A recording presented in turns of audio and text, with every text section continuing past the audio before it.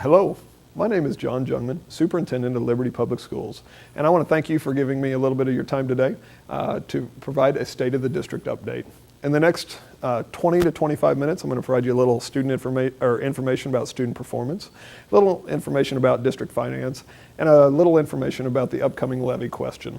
And then I will provide you with some resources that allow you to get more questions answered or seek clarification if there's anything that you still need more information about. So I'm going to roll through several slides and a lot of information, but please feel free to give us feedback and ask questions at the conclusion through one of the avenues that are available.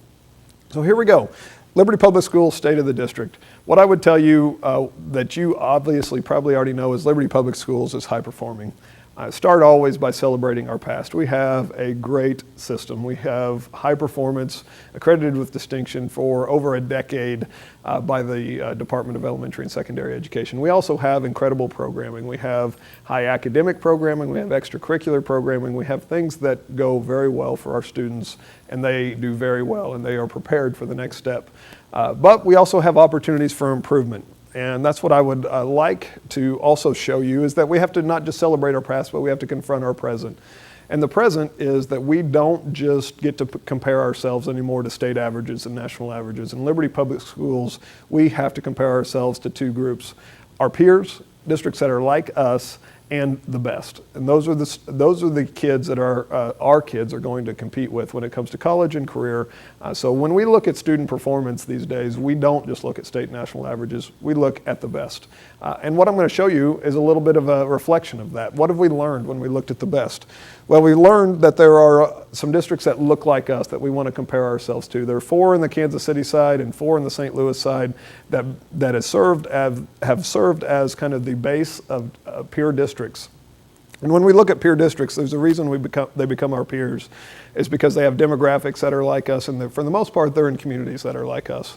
On this list, you'll see that the districts range in size from 3,500 all the way to 22,000, so they're large districts in the state of Missouri.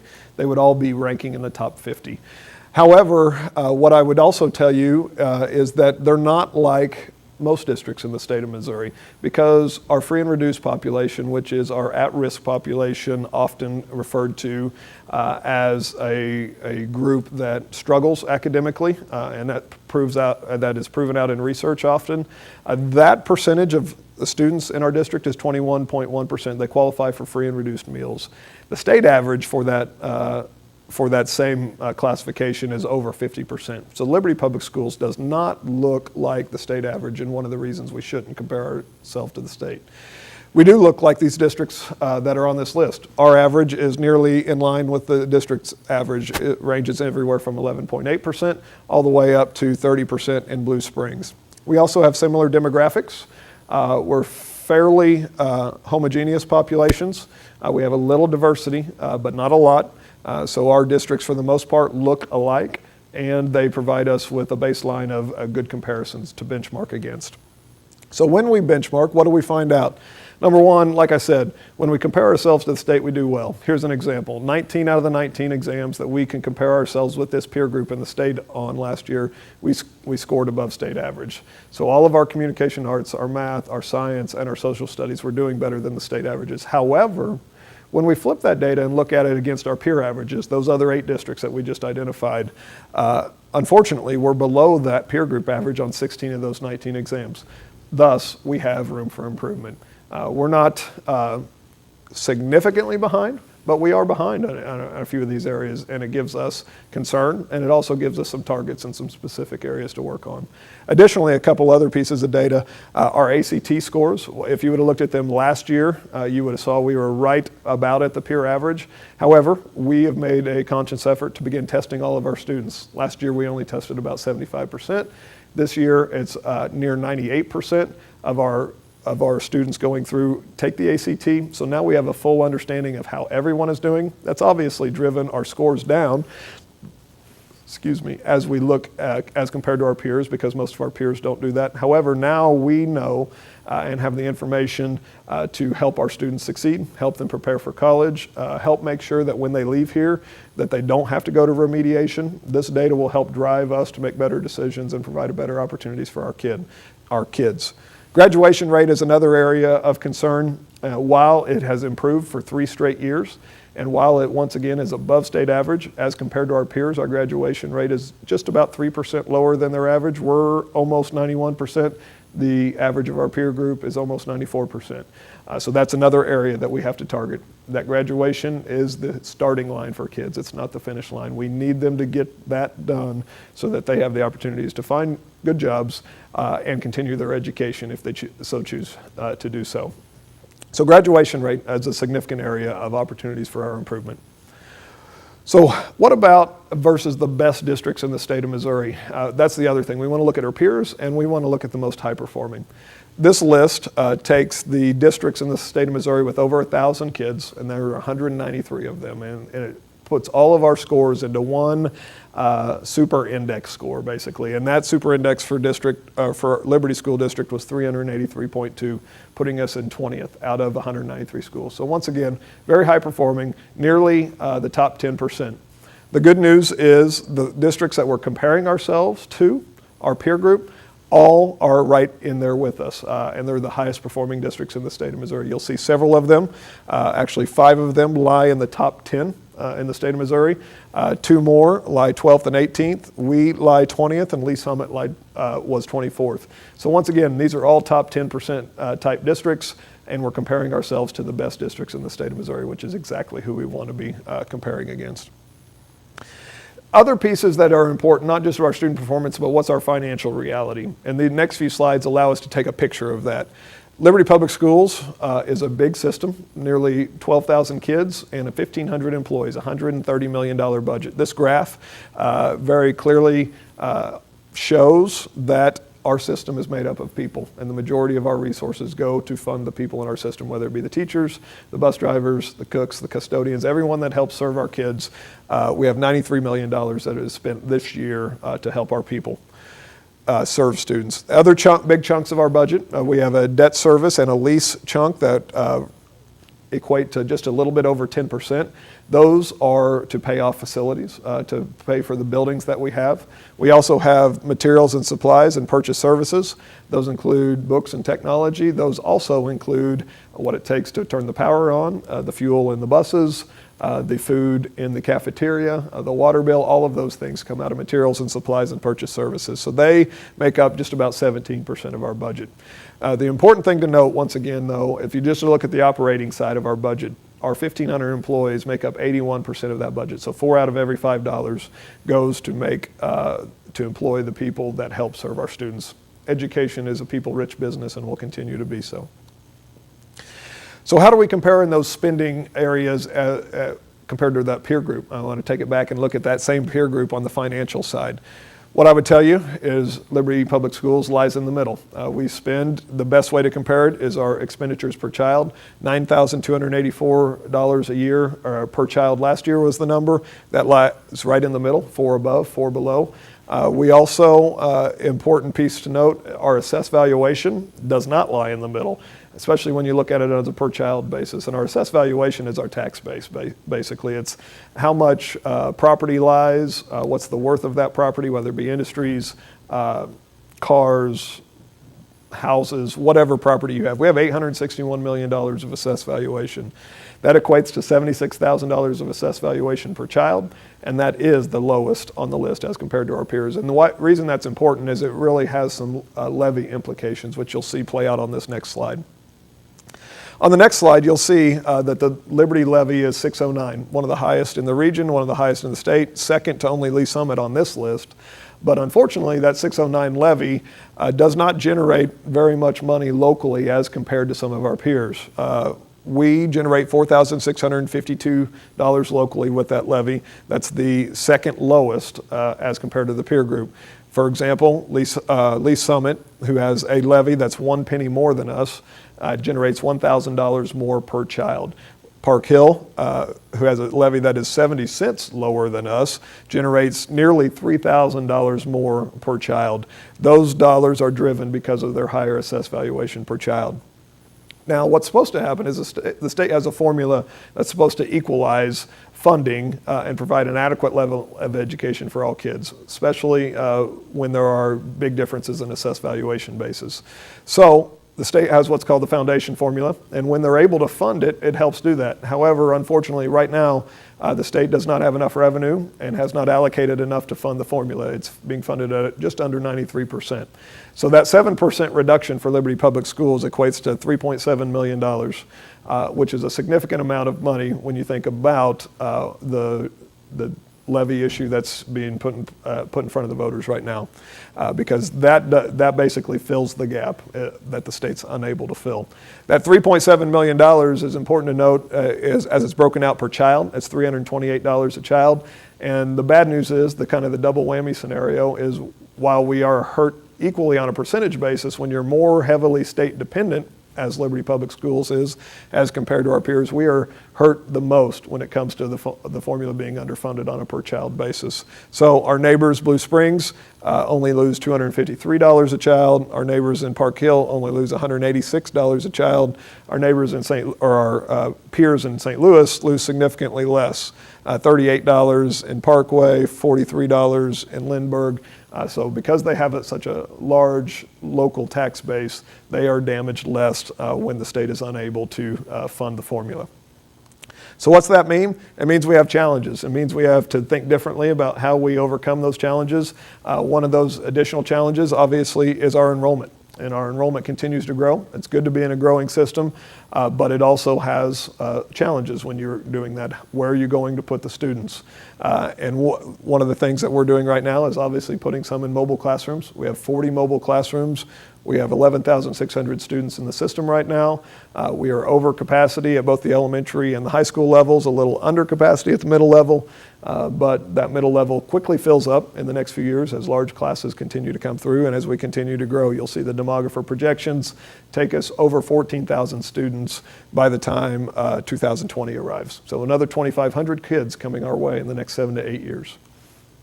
So, what's our real challenge? Our real challenge is to control operational cost and to control facility cost and try to run this system as efficiently as possible.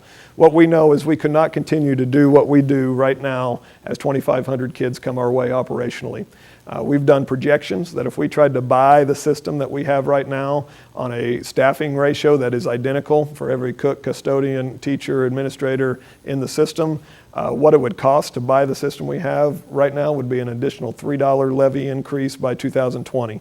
That is unrealistic, that is unachievable, and it's not something we would ever even consider asking for.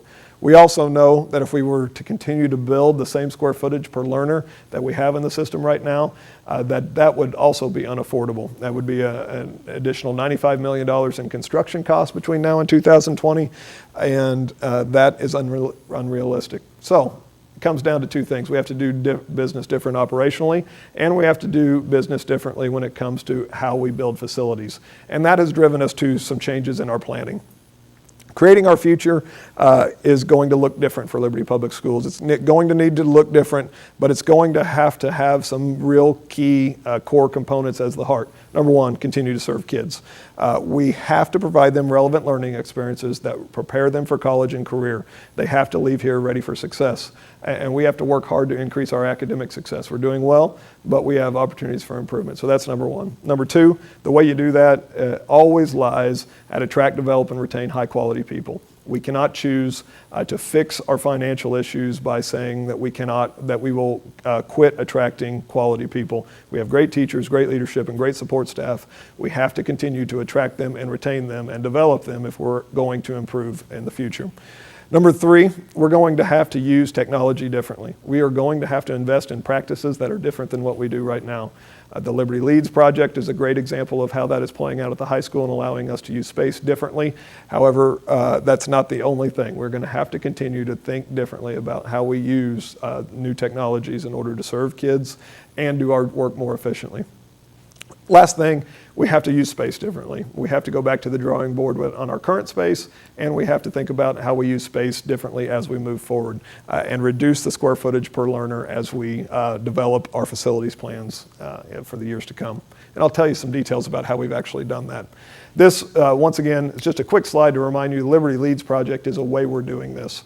It's really putting our technology in the hands of students, allowing us to use space differently, allowing us to use time differently, and becomes the beginning of a conversation of reshaping some of our classrooms and reshaping some of our facility needs with a different kind of way that we serve kids. That's just the beginning. We will continue those conversations at the middle and the elementary level and develop them at the high school level. But bottom line is we know our kids are going to be walking out into college and careers and using technology on a daily basis and blended in online learning environments, and we need to prepare our kids for that opportunity because it's coming their way, and we need them to be successful in that. So, facility master planning.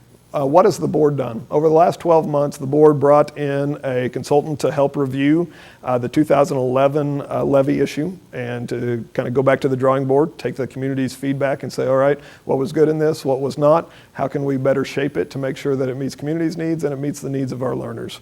And that was done through a number of different ways. Community stakeholder meetings, site visits to other locations, Vision 2020 team. So a lot of planning and a lot of collaboration around what does the design for Liberty Public Schools facilities need to look like as we move forward. And what was come up with are really three main points. Number one, maximize use of current space. It's the number one asset, physical asset we have in the system. How do we use our space differently?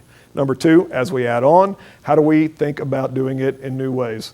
Because we are going to have to add space as new kids come our way, but do we have to do it the same way we've done it in the past? And the answer is no. So number two, reduce square footage per learner as we add on. And number three, the way that you do this is not just pack them in, right? So you have to research, implement, and try new practices when it comes to technology, when it comes to how you use space in the buildings, when it comes to scheduling, all of those things. We are having to look differently at our educational environment to provide a quality product, but how do we do it more efficiently so we can really protect dollars for instruction and not spend them on so much facility acquisition. That resulted in this new facility master plan, and I know this document, as it pops up on the screen, is small print, and you can't probably read the details, but I'll give you some details in just a few minutes. But what I would tell you is it's on the board docs website if you want to drive and see the details on it. But you'll see in the top right corner are the three goals that I just discussed, and what you'll find throughout the document is it's a multi-phase plan. Phase one deals with the levy question that is put before the voters right now. Phase two would be an additional question in 2017 to 2019 range. And then the third component would deal with private fundraising. There are some things that the district sees as needs, however, just cannot rise to the level to put them on the ballot in front of voters. So there'll be private fundraising efforts. So what's in that plan? Number one, the first step is a 36-cent levy increase that the board unanimously decided to put before the voters to consider phase one. This would pay for phase one of that plan. And it's important to know why phase one and why now. And remember, the first point is we're underfunded by the state. We've got a gap in our budget that's causing us constraints. That $3.6 million plus hundreds of thousands of transportation dollars that we are not receiving take us well over $4 million and provide the gap. If that gap did not exist, we would not be asking the voters for an increase right now. We could make do and do it very well with the dollars if the formula was funded and transportation was funded, but this will help us fill some of that gap. Number two, we continue to grow. Over 300 new kids this year, over 11,600 K-12 with another 400 in preschool, and projected to be well over 14,000 by 2020. And that third piece that's important to note is our assessed valuation is now lower than it was in 2008. While we've grown a lot of houses and real estate and students in the last several years, we haven't grown property wealth. The economic downturn obviously had an effect on property values, which have meant that district revenues have been basically flat when it comes to assessed valuation. So what do? We put in a new plan, and this new plan, phase one, has multiple facets, and I'll walk you through those. Basically, it centers on additions and using current space more efficiently instead of new sites. One example are our 4 elementaries that 3 of those have modulars right now: Shoal Creek, Kellybrook, and Warren Hills. Lewis and Clark would next year. All 4 of those elementaries would get additions instead of building elementary 11, which was part of the last plan. Classroom space at Liberty Middle School. It's the only middle school location that will need a little bit of growth between now and phase 2. So we hope to get a few classrooms added onto the end of it. Liberty North, obviously, our site that hasn't been completed yet. It has 11 modulars currently and 22 classrooms outside. This would provide 1 wing, a classroom space, science space, as well as a track outside for programming at Liberty North. A second wing would be added in phase 2. Other things that are a part of this plan, an important way of using space differently is this district administrative center. We would actually turn this into a school site by moving our district offices into Blue Jay Tower, where we have 2 floors that we could easily take. Basically, Northwest has been in those locations in the past, but we need to use that space more effectively. So we would put district office on the 1st, 3rd, and 4th floors, relocate the current Liberty Academy, and then open this site to additional elementary site. We think we could house 300 to 400 students to help deal with some of our overflow challenges without changing boundaries. This would be a voluntary enrollment site. It would not change any boundaries in the system. Other things, provide additional space for student wellness and fitness, as well as competition at Liberty High. As you look at that space, one of the consequences of moving freshmen into both high schools is that all those freshmen that used to get their PE credits and requirements taken care of at the junior high level now need those credits at the high school level, and the space is limited. So this would provide many extra classroom spaces and gymnasium space as part of additions to Liberty High. There would also be an additional competition gymnasium, so both Liberty North and Liberty High would have 2 competition locations. Technology upgrades at the K-8 level. This would allow for more mobile technology in the hands of our kids. As we think about reshaping space, it allows us to capture all the lab spaces that currently exist in our elementaries by turning it into mobile technology. That, once again, is allowing us to save some resources, and it also puts our technology in the hands of kids on a more regular basis, which we know is the future, part of the future in education. Also, we'll hit some safety and security upgrades. Any site that we touch in phase 1 that doesn't have a secure vestibule in the front entrance would get that upgrade as we continue to try to make that happen for all of our schools in the system. How's it different? I've had that question than 2011. After we went back to the drawing board, number one, it's smaller. 43 cents was the question in 2011. This one is 36 cents, so a 7-cent reduction or 16%. Second, it reduces the overall construction cost of how this system continues to grow. If we followed the plan that was in the 2011 design, which is the traditional plan for all schools in this region, it would have been more than $95 million between now and 2020 that we would need for facility growth. This allows us to reduce that by thinking about additions instead of new sites and using space a little differently. It also removes that district stadium component. While that's an asset that most districts around here have, and we can certainly defend, we've put that to the private side for fundraising efforts and not left it on the taxpayer consideration. How else is it different? And you've heard me say this over and again, but the real difference is it helps us control operational cost. We think about the cost of the system. 4 out of every $5 is operations. This allows us to control that by thinking differently about facilities, and it also allows us to drive all of our dollars into instruction as much as possible instead of adding additional space. Phases in the need over 7 years. So this is a phase 1 now, a phase 2, 17, 18. So it's a multi-tiered project. Restructures space at all facilities. It really makes us think about, once again, using technology and using time and space different, and no facility would go left untouched through these conversations. And it calls for no immediate boundary changes. As we think about the feeder system that's been put into place through reconfiguration between the elementary, middle, and high school level, we believe the design and the facility master plan that's been put in place would allow us to keep the feeder system in place for many, many years. So what's the impact, the actual impact to a taxpayer? 36 cents, what that means to you on your tax bill. $200,000 house, and let's assume a $20,000 car. Between those two assets, what your bill would do, it would increase by $161 a year, or $13.50 per month. So obviously, you can do the math on your values of your house or your assets, but that would be the base to start with, $161 a year on $220,000 in real and personal property. As always, I'm sure this presentation has hopefully answered questions, but it may have information that you want to seek clarification. I would encourage you to seek myself out through email, phone call. Dallas Ackerman, our communications director, can help direct you to information. I always encourage you to talk to board members. They've been through this for 12 months and have a lot of information around this, and encourage you to hit the district website. There are FAQs listed, press release, other information that kind of describe the things in the plan and help answer some of the questions that we've already been receiving, and we'll continue to add to those. So I hope you'll reach out and find that location. Once again, I appreciate you taking the time to listen to the State of the District. I hope you learned a little bit about academics, a little bit about finance, and a baseline enough information about the levy so that you can be an informed voter as November 5th comes your way. Have a great day.